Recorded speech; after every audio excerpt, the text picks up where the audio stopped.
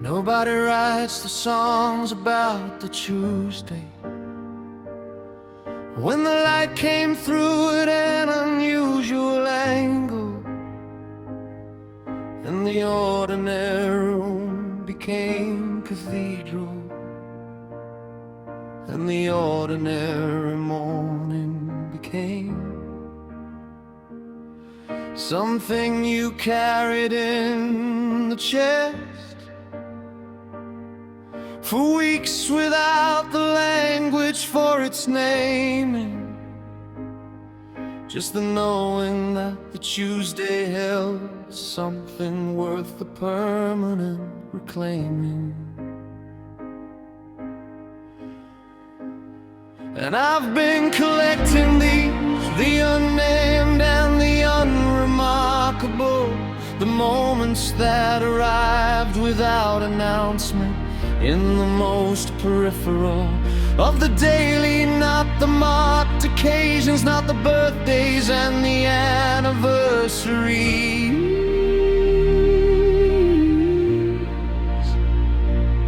but the Tuesday and the amber and the inexplicable periphery.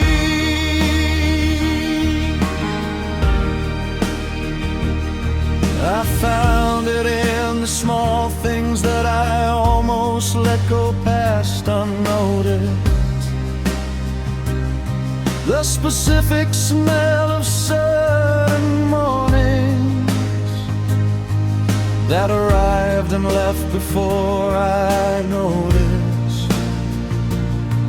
I was standing in the middle of it before it passed into the ordinary, and the grace that lives in the peripheral is the most extraordinary.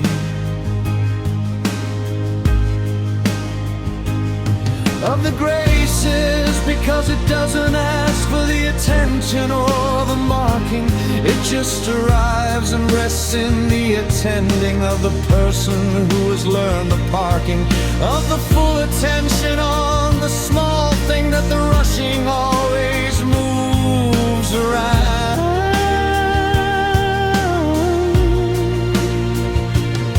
And the grace that lives in the peripheral is the quietest and most profound.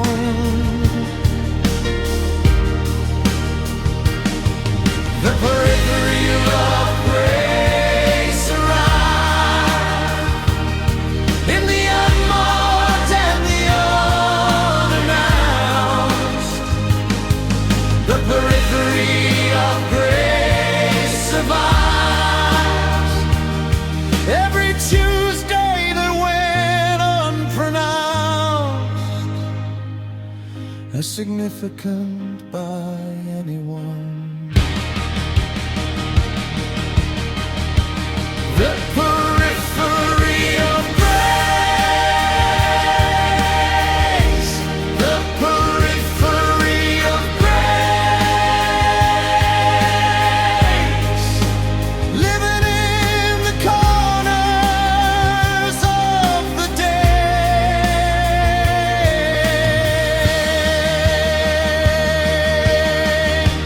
We're periphery of grace, the periphery of grace, found in the unremarkable Tuesday way. Everything important lounge at the edges of the schedule and the center's pledges. The periphery of grace is where the real gifts always are.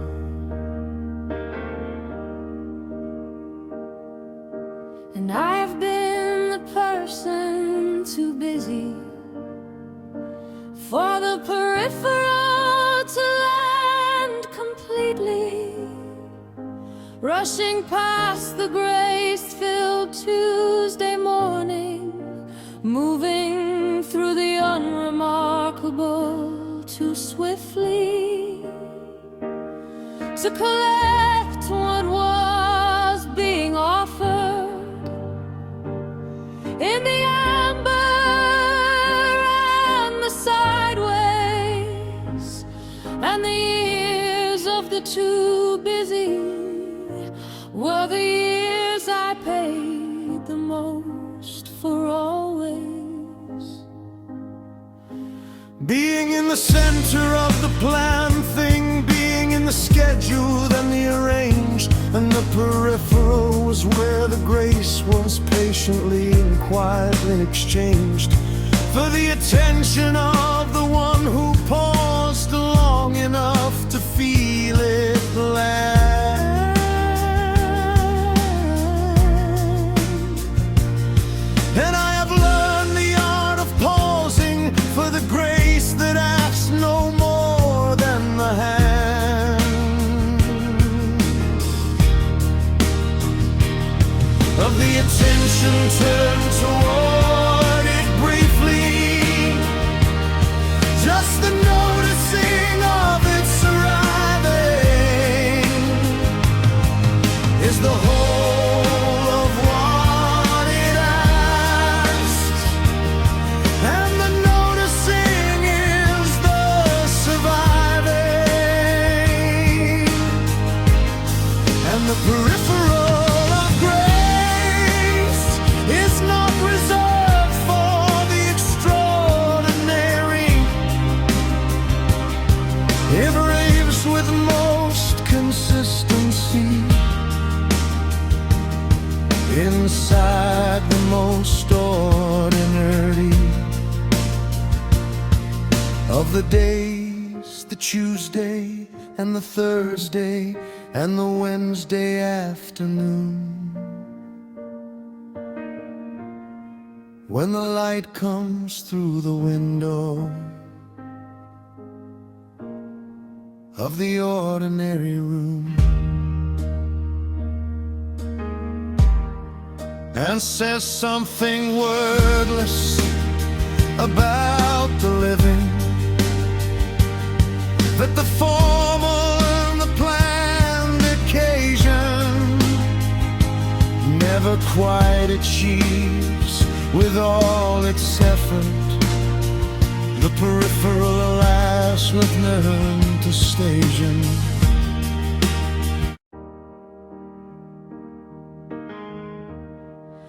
Nobody writes the songs about the Tuesday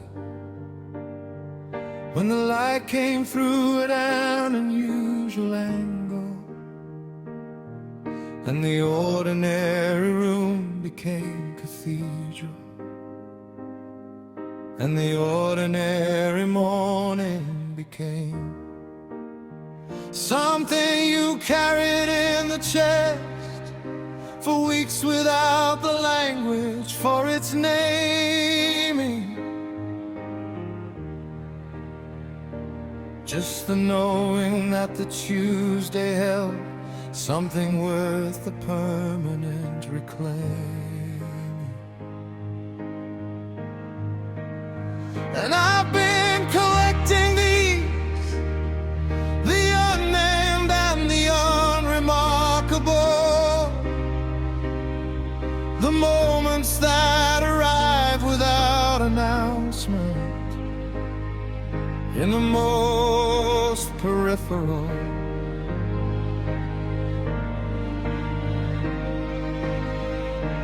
of the daily, not the marked occasions, not the birthdays and the anniversaries,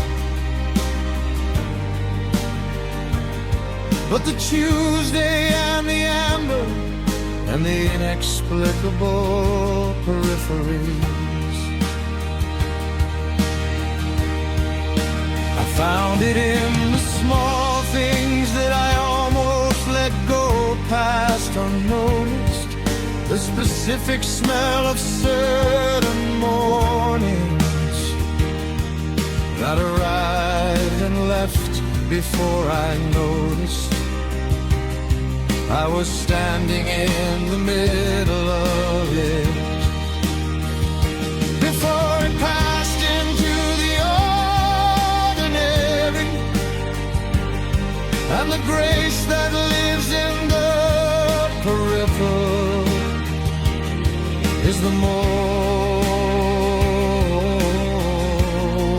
extraordinary.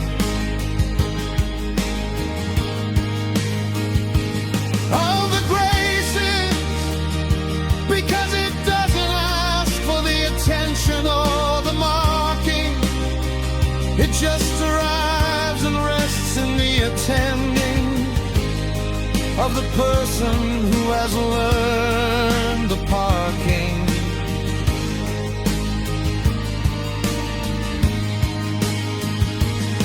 Have the full attention on the small thing that the rushing always moves around, and the grace that lives in the peripheral is the quietest and most profound.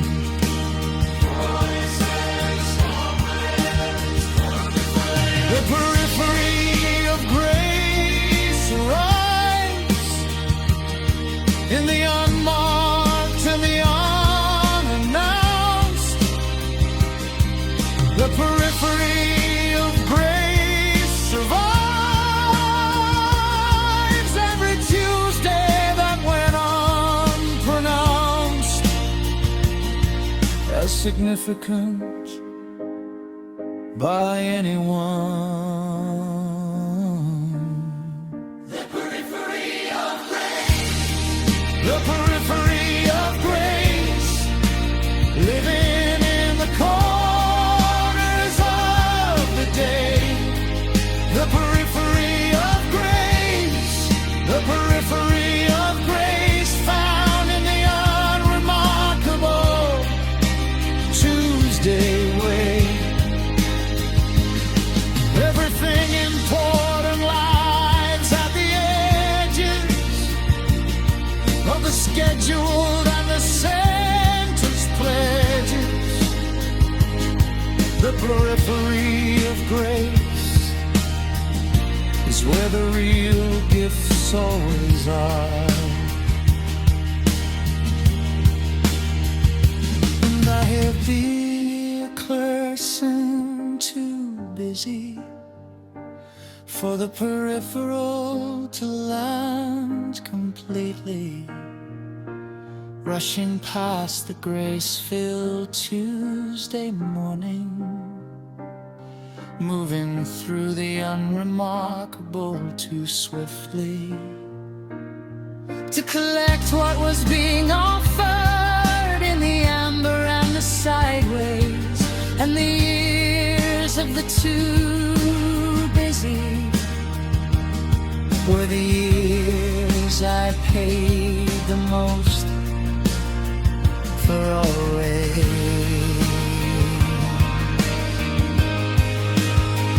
Being in the center of the planned thing, being in the schedule of the arranged, and the peripheral was where the grace was patiently and quietly exchanged for the attention of the one who paused long enough to feel it land.